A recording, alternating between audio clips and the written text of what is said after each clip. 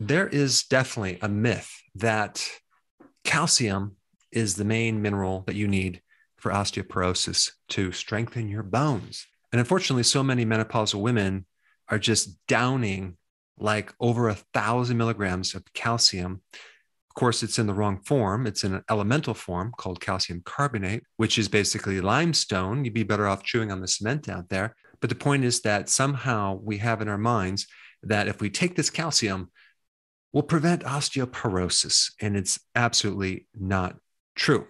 Did you realize that the majority of bone, okay, what makes up bone, I'm talking about over 70% of it, is not calcium. It is collagen, which is protein. And there is calcium in bone for sure. There's a good amount. But that calcium is tied up with phosphorus. But you don't hear people saying, well, you need to have more phosphorus for bone health. And they don't definitely say you need more collagen for bone health.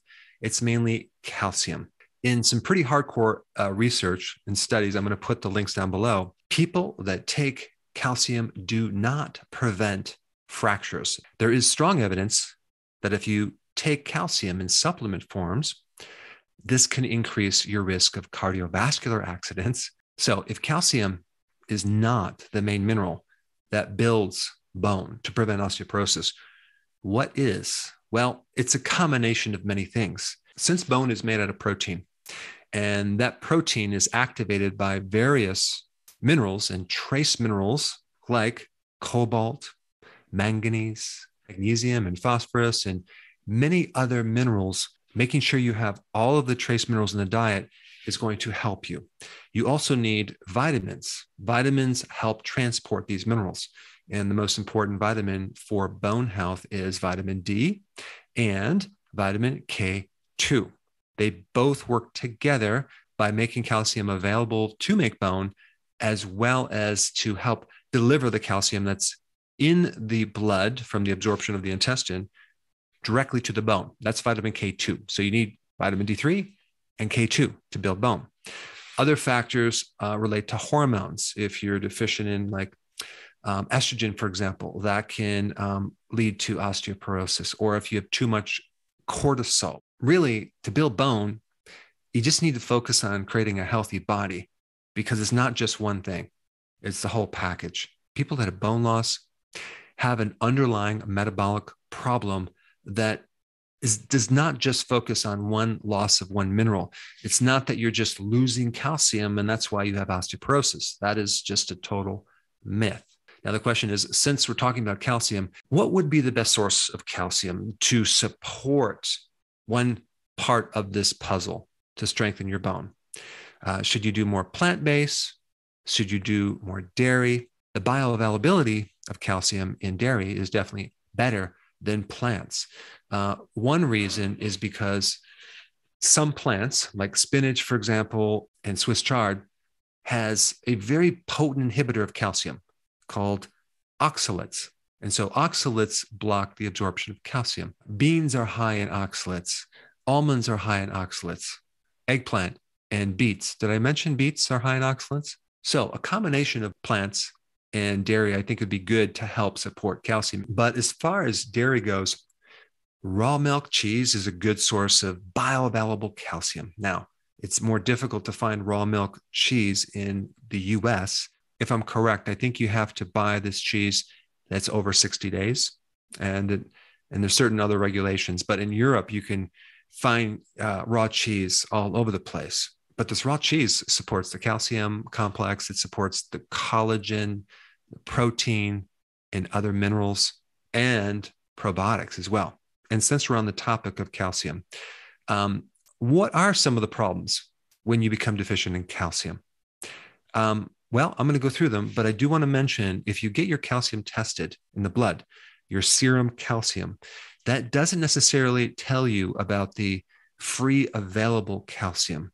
Serum calcium could be made up of the protein-bound calcium that's unavailable and not the ionized calcium that is active in your body. So if you really want to know if you have enough calcium that's available, you want to get a test that measures the ionized calcium. That will give you a lot more information. So if you're deficient in calcium, you can end up with muscle spasms. You can end up with tetany, which is a little twitching. Sometimes it's on top of the left eyelid right here, the arm. It could be anywhere in the body. And by the way, tetany can also be caused from a lack of magnesium, from a lack of potassium, because your body is too alkaline. And one cause of alkalinity is low potassium. And another cause is hyperventilation. That can change your pH. And so if you can imagine, if someone has these panic attacks and they're hyperventilating, and sometimes they get these little twitches, well, that's why. Your heart rate can go up or down if you're deficient in calcium. Another deficiency of low calcium is numbness around your mouth, or numbness and tingling, pins and needles in your fingertips, as well as in your feet. You can also have a spasm in your larynx, okay? That comes from low calcium. That's going to show up in like hoarseness or kind of a rough sounding vocal cords, or it can even feel like you have this lump in the throat. Calcium is also needed for many different things too. It's a good thing, just not needed in large amounts. I recommend to get it from the food mostly, but if you get it from a supplement, make sure it's on the lower amounts because of that darn problem or potential risk of increasing your risk of getting heart attacks. And I'm not sure if that has only to do with the type of calcium people take, like calcium carbonate, but calcium actually does provide some good benefits to prevent against intestinal cancers as well. When you're low in calcium, okay, there's a message sent to a gland that surrounds your thyroid. It's called the parathyroid. And you have 4 little glands around this thyroid. And low calcium activates the parathyroid to increase vitamin D, okay, to thereby increase more calcium absorption in the intestine, as well as giving other signals to the bone to release calcium. So we can actually use calcium from the bone. The bone is kind of a reservoir of calcium. And one point to mention about vitamin D, if you're deficient of vitamin D, which most people are, you're going to have a hard time raising the calcium up to the level it needs to be from the intestine to the blood. So if you have vitamin D, you can increase this calcium by a factor of 20x, okay? But if you don't have that vitamin D, you're going to have a problem with calcium.